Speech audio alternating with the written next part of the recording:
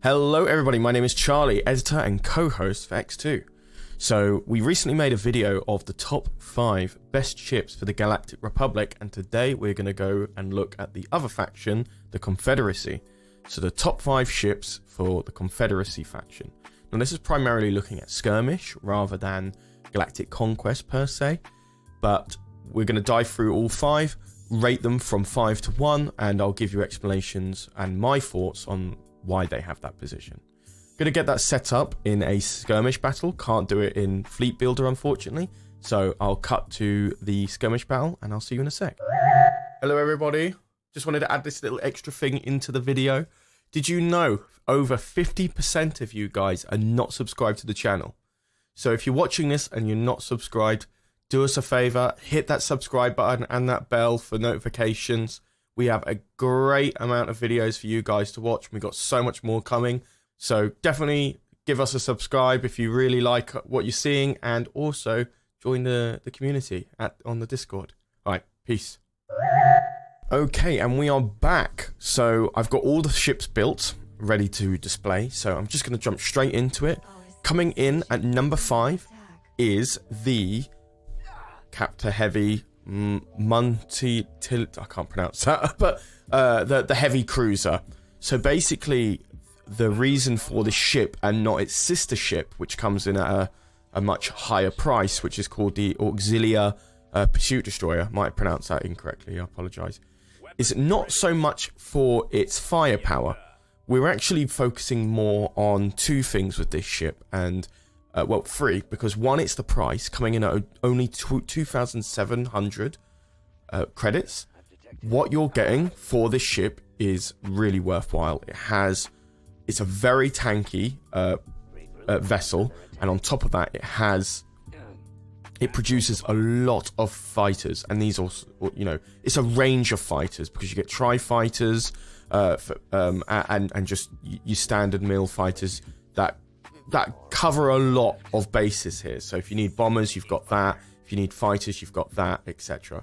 So it's definitely it produces about 5 at a time. So it's really good to get a lot of fighters down into the map as a bonus. The main thing about this ship that is probably better than anything else is the fact that it has an active ability, most seen in Mon Calamari ships, is the boost shield power. So what this is if you're really good at micromanaging all of your ships and keeping an eye on your positionings and when you need to use your actives, this ship can take an absolute beating while it allows your backline to deal a lot of the damage. So this is a great ship to be in the front line, not necessarily just dropped right in front of an enemy ship, but when you're fighting from a distance, these guys are just brilliant to just take the brunt of the damage, while you have, you know,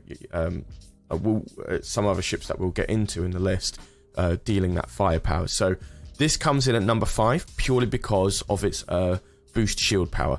Its sister ship didn't make this just purely because it doesn't produce any fighters, which I think is quite important, considering that you want this to be like a tank frontliner. So the pursuit destroyer, or the heavy frigate, the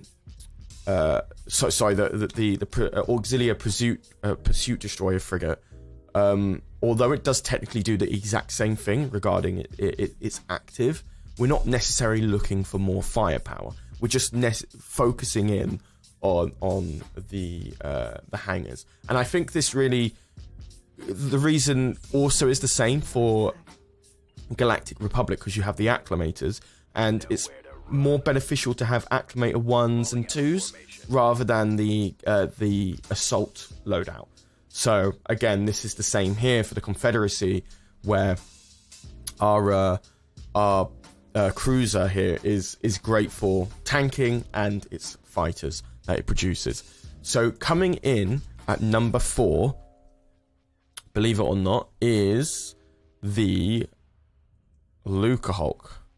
So the Lucahulk comes in at number 4 because it technically does what the ship in in 5th position does, but on another level. This is a much more expensive ship coming in. I think it's 8,200 credits. You can't get this until tech level 3 as well, while the 5th position ship, the cruiser in 5th position, sorry, is in a tech level 2 and is cheaper.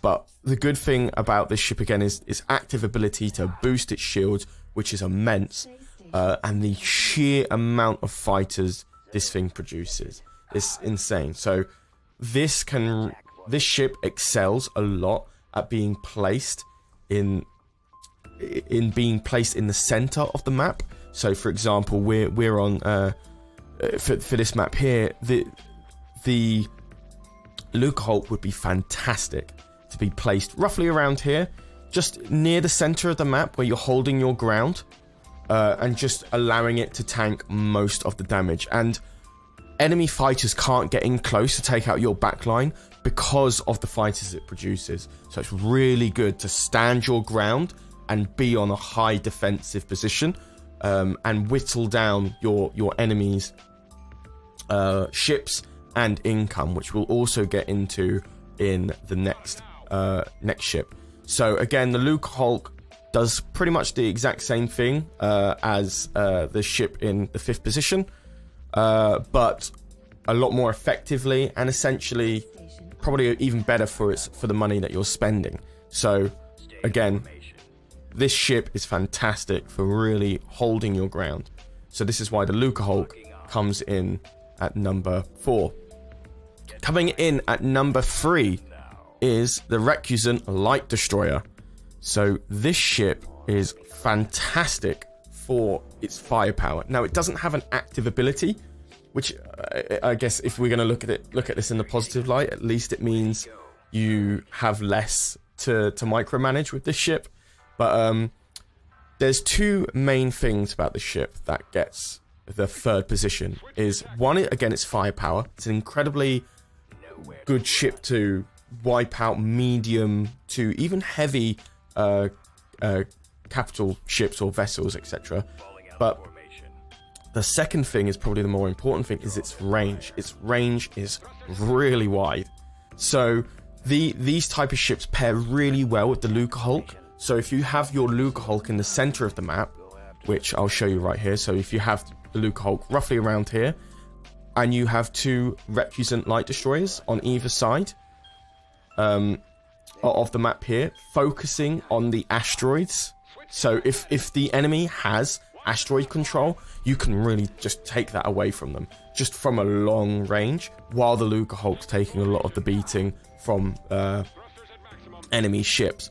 So this is again really paired well with the Lucahulk, just purely for its range. And again, you can use it with the Captor cruisers or the Captor heavy cruisers. If you're running more on a budget, you know, like it's starting to turn out to be a bit more of a faster game rather than a longer one. So you can do that, but if you're working on a smaller map, the Lucahulk and the Recusant Light Destroyer together really allows you to control a lot of the map and kind of pin your enemy back to their base, because they're unable to secure asteroids because you have the range that they do not, and you have the Lucahulk for the sheer amount of tankiness it has. And again, this is not to jump back to Lucahulk, it's cheaper than a Secutor in the Galactic Republic, so you're able to make these moves a lot faster. So I'll go more into the benefits of the Confederacy coming in on the 2nd position. The second best ship, sorry. So the second best ship is the C9979 carrier. So you'd think, why would this come in at number 2? It's just a carrier, 1,600 credits. Why number 2? The most important thing about this ship is that, unlike the Galactic Republic, you don't have to tech up. So this is the only carrier in Fall of the Republic that falls under tech level 1. So you're able to have a really strong early game control. You don't have to buy fighters separately. You don't have to rush tech level 2 for an acclimator. For the Confederacy, you can build a lot of these carriers and have immediate control over asteroids just by fighter count. So these come in at number 2 just purely because it's a carrier at tech level 1, which the opponent, the Galactic Republic, does not have. So that's why the C99 carrier comes in at number 2. So the number one ship that comes in for the Confederacy is the Gazanti cruisers. Now, these are just a fighter. So again, the same question can be asked, why is this the number 1 ship for the Confederacy? So right now, Gazantis are incredibly cheap, standing in at only, how much is it? Sorry, 300 credits. So it's incredibly cheap. You can buy them in bulk. And the thing about these ships is that they are really hard to hit because they're small, but they also have a lot of health. So you can be building a lot of corvettes. You can be building a lot of LACs to really try and take down these ships, but it'll take the Galactic Republic a long while to do that. These ships are just, for some reason, able to dodge a lot of attacks, and if it is taking those shots, it's an incredibly tanky ship for what you're buying. So the Gazantis are anti-fighters.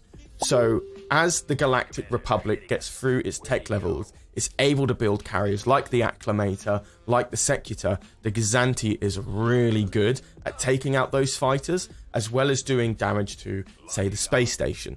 Having loads of these swarm the enemy space station, they're going to struggle to try and fight those off. So if you bring those into a space station and then have your capital ships slowly come in from the back line, whoever's playing the Galactic Republic is going to have a hard time dealing with both of these situations, because unlike, you know, regular fighters like the Vulture Mark 1 or the Scarab fighter, those can be easily taken out if you have the correct ships. Gazantis almost bypass it in some way. They are very tanky. They do their job as an anti-fighter very effectively, and having these in swarms are incredibly hard to deal with. So and for the Gazanti being in the number 1, by far, this is a really crucial ship for the Confederacy. So I really recommend building these during the early to mid game, because you've got your C99 carrier building out your regular fighters. The Gazanti can really just take out the rest of the fighters and then have that asteroid control that you're looking for with the Confederacy. So that is my that's my 5 best ships for the Confederacy in Empire at War, Fall of the Republic. Let me know in the comments down below what you think of my selection of ships. Do you agree? Do you disagree? Do you think there's some ships I should have mentioned? Like, obviously, we do have the Providence. We do have the Subjugator. These ships, you know, you might prefer to use over the ones that I've listed. Let me know why in the comments down below. Again, I was going to mention some other ships, such as like the Diamond Cruiser, which is a really good anti-fighter ship, but unfortunately, I think the Gazantis just do the job better, really. So yeah, let me know again what you think, and I will see you in the next video. Thanks. Bye.